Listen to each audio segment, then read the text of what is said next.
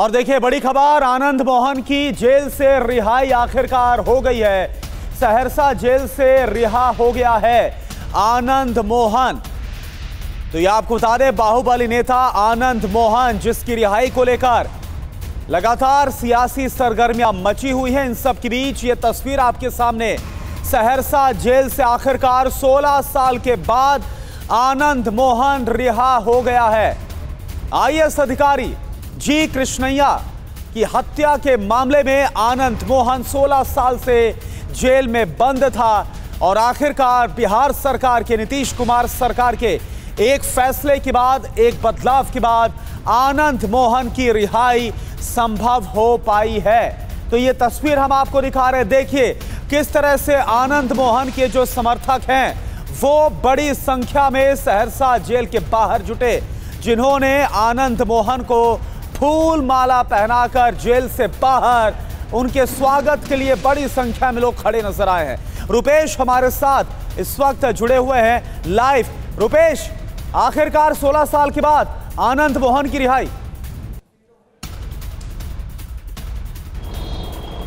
जी हाँ, बिल्कुल। आनंद मोहन के लिए रिहाई हालांकि पहले ही तय हो गया था जब नोटिफिकेशन जारी हो गया था, लेकिन उसके बाद से वो पैरोल पर थे और पैरोल के बाद से उन्होंने जेल में हाजिरी लगाई और उसके बाद से एक स्ट्रेटजी बना करके अहले सुबह उनको जेल से रिहा कर दिया गया। हालांकि देर शाम ही उन्होंने वहाँ पर जेल में हाजिरी लगाई थी और उसके बाद से अहले सुबह उनको जेल से रिहा कर दिया गया। और ये भी कहीं ना कहीं गृह कारा विभाग ने और पटना पुलिस मुख्यालय ने एक रणनीति बनाई। जिस तरीके से कल आदेश आया था कि जेल के आसपास सुरक्षा के इंतजाम कड़े कर दिए जाएं, क्योंकि समर्थकों का हुजूम वहाँ पर जुटेगा। और उसके बाद से आनंद मोहन की तरफ से भी, उनके परिवार की तरफ से, उनके समर्थकों की तरफ से ये तय किया गया था कि एक शक्ति प्रदर्शन की तरह पहले वो अपने गांव जाएं, मंदिर जाएं, अपने समर्थकों को संबोधित करें। लेकिन उस तमाम चीज़ों से बचने के लिए, क्योंकि कल देर शाम ये भी उनके समर्थक ये उम्मीद लगाए हुए थे कि देर शाम ही उनकी रिहाई हो जाएगी, लेकिन कुछ अन्य केसेस थे जो उत्तराखंड में, दिल्ली में और मुजफ्फरपुर के जो मामले थे, वहाँ से कागजी प्रक्रिया पूरी करने में थोड़ी विलम्ब हो गई। उसके बाद से ये कहा जा रहा था कि 12 बजे के बाद उनकी रिहाई होगी,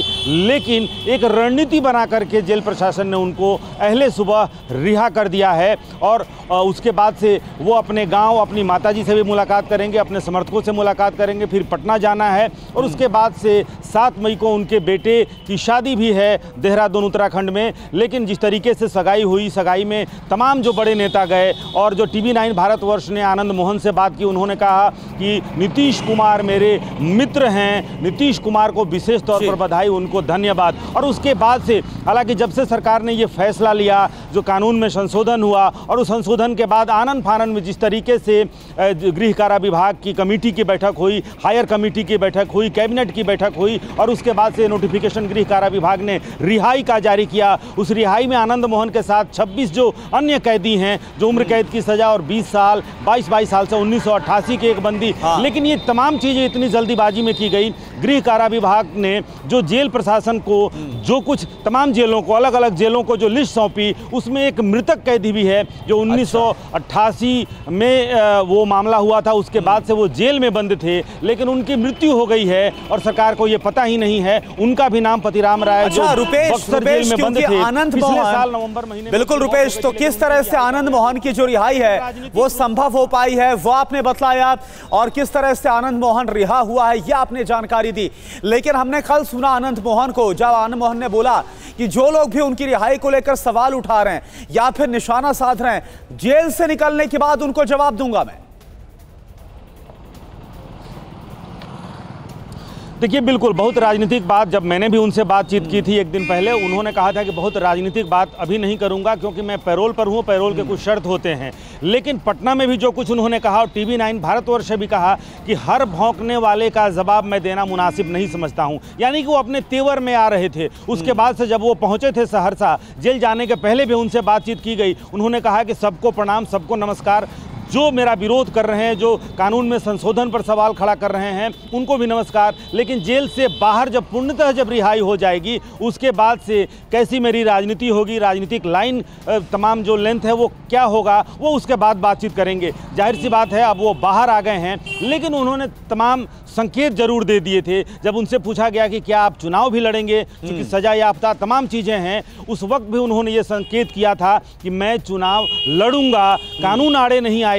और चूंकि कानून में बहुत सारी पेचीदगियां हैं, उसको लेकर के वो जाएंगे न्यायालय की शरण में। जाहिर सी बात है उनकी पत्नी भी चुनाव लड़ती रही हैं, बेटा विधायक है, और उसके अलावा वो खुद भी उनकी अपनी राजनीतिक महत्वाकांक्षाएं हैं, लेकिन कानून की कई पेचीदगियां हैं। लेकिन कुल मिलाकर के जिस तरीके से जब से आनंद मोहन की रिहाई का फैसला हुआ है, उसके बाद से राजनीतिक संग्राम बिहार में जो एक राजनीति की विषाद और शतरंजी चाल जो चली जा रही है, भारतीय जनता पार्टी से लेकर के जेडीयू, आरजेडी ने तो, आरजेडी के वरिष्ठ नेता ने तो यहां तक कह दिया कि जी कृष्णैया की हत्या उनके खुद की गलती की वजह से हुई थी। कल हमने सुना रास्ते से गए थे, शिवानंद तिवारी की तरफ से रुपेश बयान दिया गया, लेकिन रुपेश रिहाई तो हो गई है नीतीश कुमार सरकार के एक फैसले के बाद, लेकिन क्या जो मुश्किलें हैं वो कम हो पाएंगी आनंद मोहन की?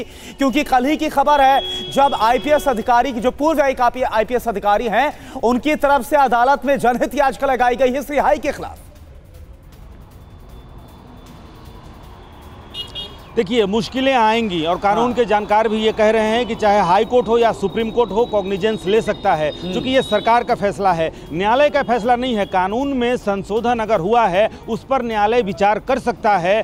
सुप्रीम कोर्ट में जी कृष्णैया की पत्नी उमा कृष्णैया ने भी कहा कि वो सुप्रीम कोर्ट जाएंगी। भीम आर्मी ने पटना हाई कोर्ट में PIL दायर किया है, भीम आर्मी की तरफ से पटना हाई कोर्ट में PIL दायर किया गया है। और जो अमिताभ दास हैं, उन्होंने भी PIL दायर करने की बात TV9 भारतवर्ष से कही, मसौदा तैयार हो रहा है। उन्होंने वकालतनामे पे, कल उन्होंने जब मेरी बातचीत हुई थी कि वकालतनामे पे उन्होंने हस्ताक्षर कर दिया है, ड्राफ्ट तैयार हो रहा है। यानी कि 2 PIL पटना हाई कोर्ट में और सुप्रीम कोर्ट में जो एसोसिएशन है वो उनकी तरफ से, हालांकि वादी जी कृष्णैया की पत्नी उमा कृष्णैया ही होंगी, लेकिन IAS एसोसिएशन भी बैकअप कर रहा है और उसने भी ये जो फैसला हुआ है वो फैसला नीतीश कुमार वापस लें, इसकी मांग IAS एसोसिएशन के सेंट्रल कमेटी ने भी ये किया था। तो तमाम तरह के मुश्किलें हैं। बिल्कुल, और IAS एसोसिएशन की तरफ से जो नाराजगी है वो भी जाहिर की गई थी, गुस्सा भी निकल कर आया था नीतीश कुमार सरकार के इस फैसले को लेकर। लेकिन क्योंकि आपने एक बहुत अहम बात कही कि अब रिहाई हो गई है, इसके बाद देखना होगा कि क्या जो उनकी सियासी पारी रही है उसको अब आगे बढ़ाते हुए आनंद मोहन नजर आते हैं, और किस तरह से बढ़ाएंगे, किसी खास दल का रुख करेंगे, इस बारे में अभी तक कोई इंडिकेशन है क्या रुपेश? देखिए, जाहिर सी बात है कि किन लोगों ने फैसला लिया। नीतीश कुमार, इसी जनवरी महीने में नीतीश कुमार जब महाराणा प्रताप की जयंती मनाई जा रही थी और उन्हीं के समाज के लोग थे, यानी कि राजपूत समाज के लोग, संजय सिंह ने वो जयंती समारोह जेडीयू कार्यालय के ठीक बगल में जो मिलर ग्राउंड है, और वहाँ पर लोगों ने आनंद मोहन की रिहाई की मांग की थी। तब नीतीश कुमार ने तमाम चीज़ें स्पष्ट कर दी। उन्होंने कहा कि आप शोर मत मचाइए, आनंद मोहन जी की पत्नी से पूछ लीजिए उनके रिहाई के लिए मैं क्या प्रयास कर रहा हूं। ये जनवरी के महीने में ये जो प्रयास आज दिखा है कागज पे और रिहाई के रूप में जो कागज परिणत हुआ है, ये कयास जो थे वो संकेत नीतीश कुमार जनवरी के महीने में महाराणा प्रताप जयंती के दिन मिलर ग्राउंड से उन्होंने दे दिया था कि आप लोगों को मैं सार्वजनिक तौर पे तमाम चीजें नहीं कह सकता हूं, लेकिन आप आनंद मोहन जी की पत्नी से पूछिएगा कि उनकी रिहाई के लिए मैं क्या प्रयास कर रहा हूं, जो तमाम अड़चने हैं उनको कैसे दूर किया जा रहा है। लेकिन जो राजनीति किस तरीके से आनंद मोहन के मार्फत जो बिल्कुल, तो इंडिकेशन नीतीश कुमार की तरफ से साफ भी कर दिए गए थे। अब देखना होगा कि